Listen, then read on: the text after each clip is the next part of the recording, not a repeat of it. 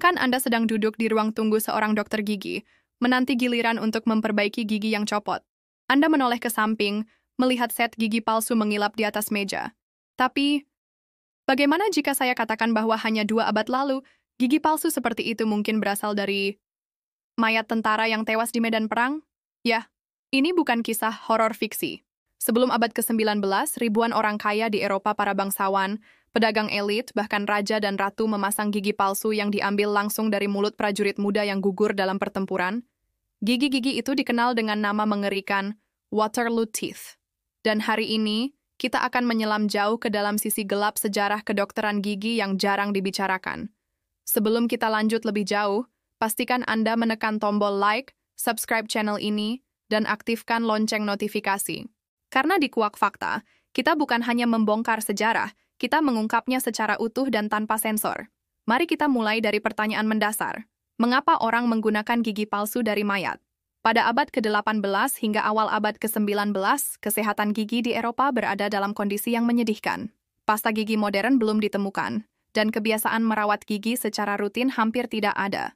Makanan tinggi gula, minuman keras, serta kebiasaan merokok memperparah kondisi mulut masyarakat Eropa, terutama di kalangan kelas atas. Ketika gigi mereka rontok, solusi yang tersedia sangat terbatas. Salah satu yang paling dicari adalah gigi palsu. Tapi bahan pembuatnya tidak seperti sekarang. Belum ada akrilik atau resin sintetis. Maka satu-satunya pilihan realistis adalah gigi asli. Dan gigi terbaik berasal dari orang muda, sehat, dan jika bisa baru saja meninggal agar tidak membusuk. Inilah celah pasar yang sangat menguntungkan. Berdasarkan catatan dari British Dental Association, permintaan gigi manusia pada awal 1800-an sangat tinggi, terutama setelah munculnya teknik pelat gigi yang bisa menampung beberapa gigi sekaligus. Lalu meletuslah pertempuran Waterloo pada tahun 1815. Dalam satu pertempuran besar antara pasukan Inggris, Prusia, dan Prancis di Belgia, sekitar 50.000 orang tewas. Mayoritas adalah pria muda, sehat, dengan gigi yang masih kuat. Penjara dan warga lokal melihat ini sebagai peluang emas. Gigi mereka dicabut satu persatu, dimasukkan ke dalam kantong, dan dijual ke tukang gigi di London, Paris, dan Berlin. Mereka dibersihkan, direbus, dan disusun dalam pelat mulut yang terbuat dari gading atau emas. Inilah yang dikenal sebagai Waterloo Teeth. Beberapa orang bahkan tidak tahu bahwa gigi palsu yang mereka pakai dulunya milik seorang prajurit yang gugur, tapi yang lain tahu dan tidak peduli. Karena tampil sempurna di hadapan publik jauh lebih penting daripada asal-usul yang kelam. Menariknya, praktik ini tidak hanya terjadi setelah pertempuran Waterloo. Berdasarkan laporan dalam Journal of the History of Dentistry, perdagangan gigi manusia telah berlangsung sejak abad ke-17. Namun, Waterloo menjadi simbol karena skalanya sangat besar. Di masa itu, praktik ini juga tidak dianggap ilegal.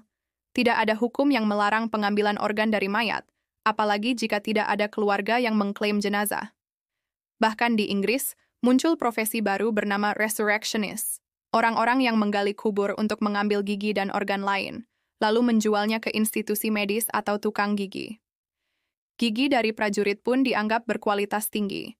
Mereka muda, tidak banyak makan manisan, dan tidak merokok seintensif bangsawan. Gigi mereka kuat dan alami. Bahkan beberapa dokter gigi terkenal seperti Thomas Birdmore, yang pernah menjadi dokter gigi Raja George III, pernah menggunakan gigi manusia dalam praktiknya.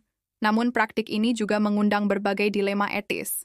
Banyak orang mulai mempertanyakan, apakah boleh mengambil bagian tubuh dari orang mati, apalagi tanpa izin? Seiring waktu, teknologi mulai berkembang. Tahun demi tahun, para ilmuwan mencoba menciptakan alternatif yang lebih manusiawi dan higienis. Pada pertengahan abad ke-19, gigi porselen mulai populer. Kemudian muncul karet vulkanit yang memungkinkan pembuatan pelat gigi lebih murah dan lebih nyaman. Pada titik ini, praktik penggunaan gigi manusia mulai menurun. Tapi dampaknya belum benar-benar hilang. Bahkan hingga awal abad ke-20, beberapa wilayah pedesaan di Eropa masih menggunakan gigi manusia karena dianggap lebih alami. Di sisi lain, praktik ini juga menunjukkan bagaimana perang tidak hanya berdampak pada politik dan wilayah, tapi juga pada industri yang tak terduga seperti kedokteran gigi. Ada sisi gelap dari kemajuan medis yang dibangun di atas penderitaan dan kematian.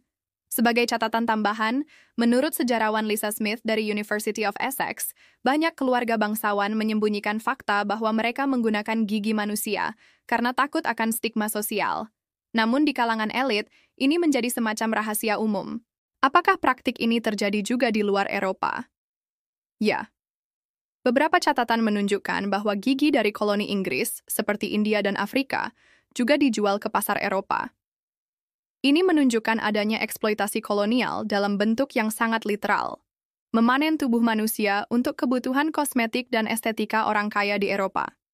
Jika Anda merasa topik ini mencengangkan, jangan lupa tuliskan pendapat Anda di kolom komentar. Atau tetap tidak etis meskipun kebutuhan medis saat itu sangat terbatas? Lanjut ke hal yang tak kalah mengejutkan, bagaimana gigi-gigi ini diproses? Gigi yang dikumpulkan dari medan perang tidak langsung digunakan. Mereka harus dibersihkan secara menyeluruh. Biasanya dicuci dengan air panas, direbus, direndam dalam cairan antiseptik, lalu digosok satu persatu untuk menghilangkan sisa jaringan. Setelah itu, gigi-gigi tersebut disortir berdasarkan ukuran dan bentuk. Kemudian gigi akan dipasang pada pelat yang sesuai dengan bentuk mulut pasien. Pelat ini bisa terbuat dari gading, emas, atau bahkan tulang paus. Proses pemasangannya tidak semulus sekarang. Karena belum ada bahan perekat modern, gigi palsu sering longgar dan tidak nyaman dipakai.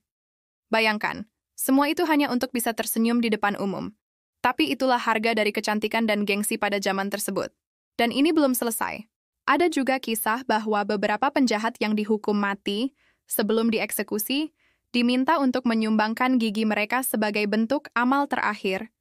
Ini dilaporkan oleh beberapa arsip pengadilan di Prancis dan Inggris, dan meski terdengar kejam, praktik ini diterima oleh masyarakat saat itu. Menjelang akhir abad ke-19, semua berubah drastis. Revolusi industri membawa teknologi baru, dan bersama dengan itu muncul pemahaman etika medis yang lebih baik. Undang-undang mulai mengatur penggunaan bagian tubuh manusia, dan kesadaran akan hak jenazah pun meningkat. Tapi ingatan tentang Waterloo Teeth tetap menjadi pengingat bahwa di balik senyum sempurna, bisa jadi ada kisah tragis yang tak pernah diceritakan. Bagi Anda yang ingin mendalami topik ini lebih lanjut, beberapa sumber yang bisa dijadikan rujukan antara lain British Dental Association Museum, buku Tooth and Claw, karya Robert G. Smith, dan jurnal-jurnal kedokteran sejarah seperti The Journal of the History of Dentistry.